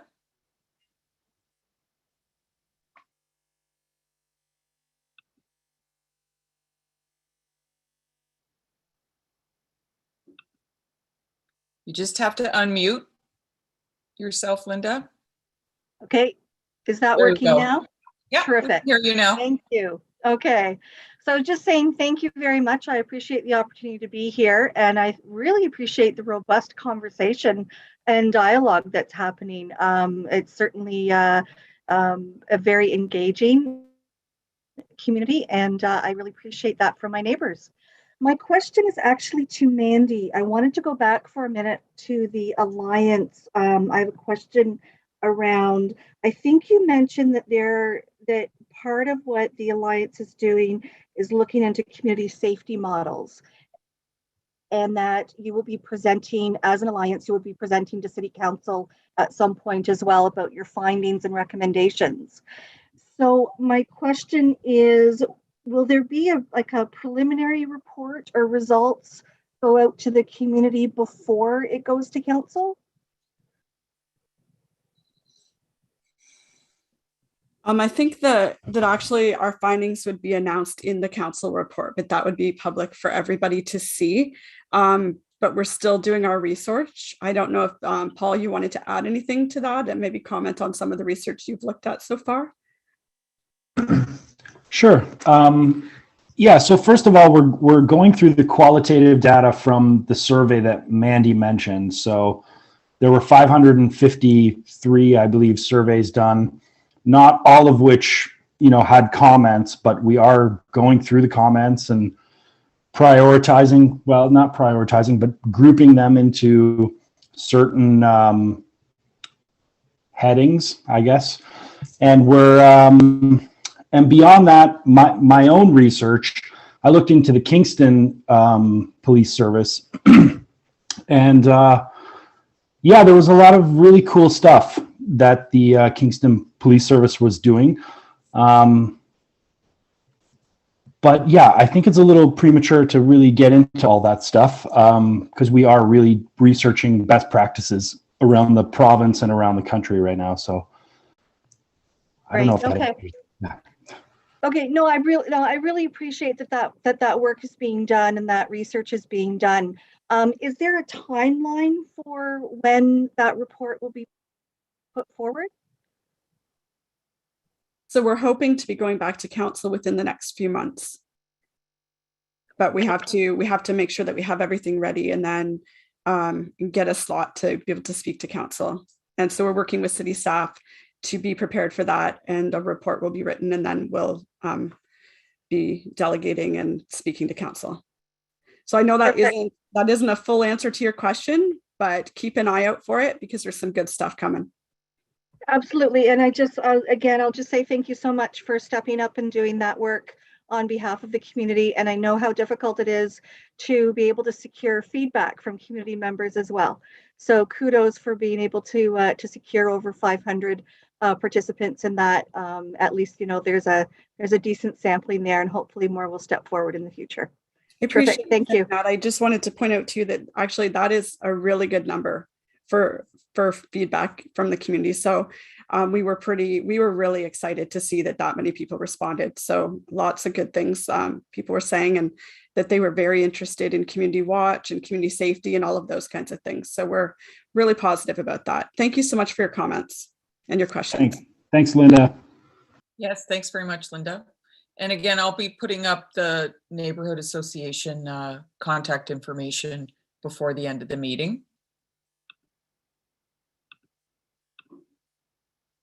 Okay, we have another question from John.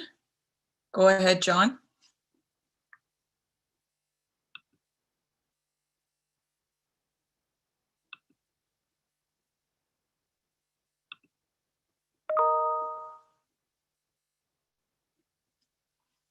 John, you can go ahead. You just have to unmute yourself. Okay, sorry about that. No problem. Okay. Yep, we can hear you now. One more comment about Erie Ave. Joshua, I can't remember exactly what you said, but you said that you wanted to gauge the community more about what should be done in Erie Ave. I just want to make sure everybody realizes that we have a petition with 280 signatures on it. And most of those signatures came with a conversation on a front porch about the situation. And obviously, if they sign the paper, they're backing what we are suggesting. And also, we've been endorsed by the Community Association. So I just wanted to make sure everybody was aware of that.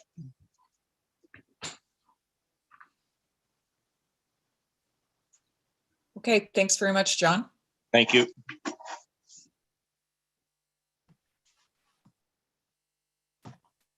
Whoa.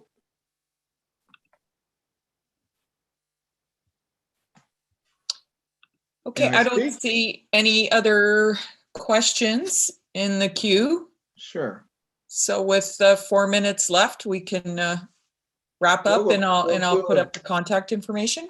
Yeah, we'll do a great wrap up. I appreciate everyone coming out. I just want to clarify that it's the work of the Eagle Place Neighborhood Subcommittee that's put all the legwork into Erie Ave. And quite frankly, Councillor Wall and I probably would never be able to move this agenda forward without that input. And when we want to compare something like Driftwood, Driftwood was done basically by walk up and down the street and then staff input to say, can you do this? And basically they said, yes, you can. They weren't putting up any kind of resistance and saying, and it was moved quicker than normal. That was certainly surprising to me, but that is what happened. In this regards, this is the same process. We're going to people along the streets. In fact, I would say we're doing a far better job of it with the neighborhood association's involvement. And that this is the outcome. Now we've got a professional on staff stating, here's what you're suggesting, here's what we're providing. I still want to get more of your feedback on this plan and on this proposal. So no, we are not done, but I think from what I'm hearing is that people like this. They not all 100% on board on what should be where. But I believe when I'm hearing the feedback that this is the way we want, we're on line with what staff are proposing. We might want a bit more. And we'll certainly look at getting more. So just with regards to that, again, like I say, the power of neighborhood associations are tremendous. It's what gets things done. Thank you all for coming. I would going to let Councillor Wall wrap up with some of his comments for the end of this as well. But I want to thank you all for coming. Thank you for participating.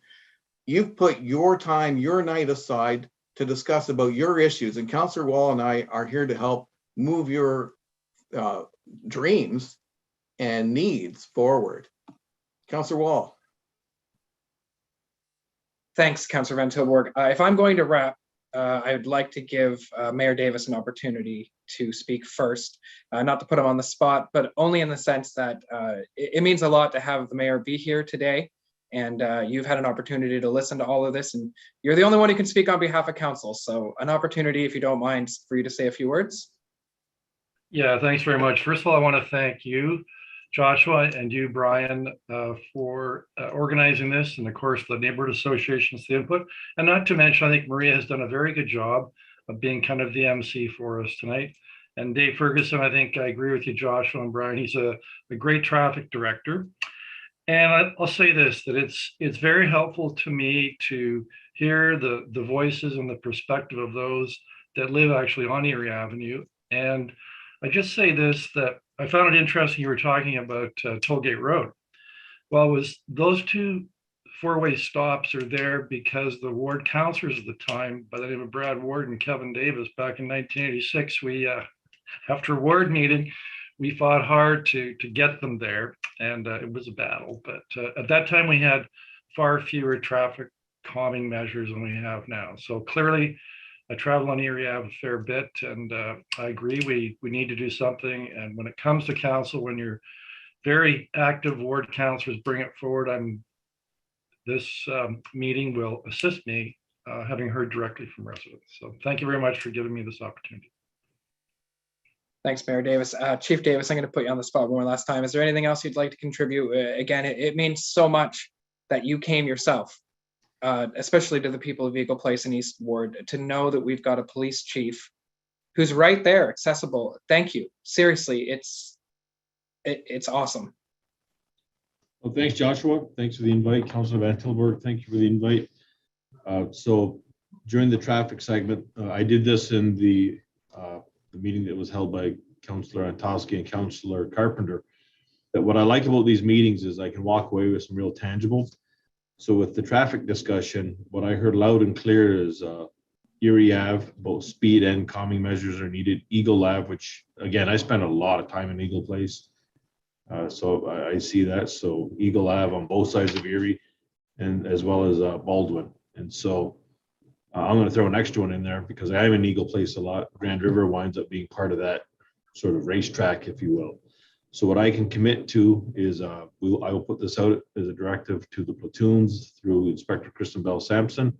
And I invite both of you or one of you as council members to come to our board meeting so we're in February. We'll be reporting out at the April meeting the enforcement that we've done specific to these areas identified tonight. I need to thank the public because when they bring forward tangible things like this that we can then help address, that really has helped set some direction for the police service. So thank you for the invite. Thank you to the public for identifying these areas.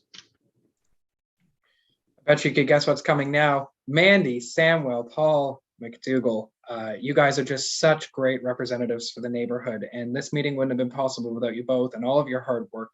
I'd like to give you both an opportunity if you just wanted to have some closing remarks. We'll start with Paul. Sure.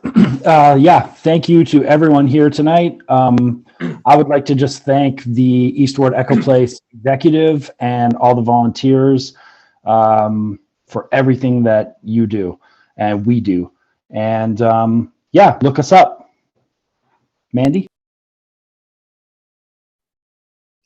All right, thanks Joshua for that. So I just want to thank everyone for being part of this meeting and making it possible, especially the citizens of both Eagle Place and East Ward for being here tonight. I look forward to many more of these meetings and doing them more often so that we can really all come together and talk about the important things that are needed for our neighborhoods. And yeah, definitely get involved with the neighborhood associations for sure. Thanks. All right, I guess I'll finally wrap things up then. Maria, thank you so much for being an incredible host for this, and staff and everyone who made this meeting possible. I really just want to stress how this entire process is just consistently and continually an ongoing conversation. And I say this too frequently, but I'm going to continue to say it. There are too few speaking for too many. Please use the neighborhood associations, use your members of council to amplify your voice. We have the attention of the chief.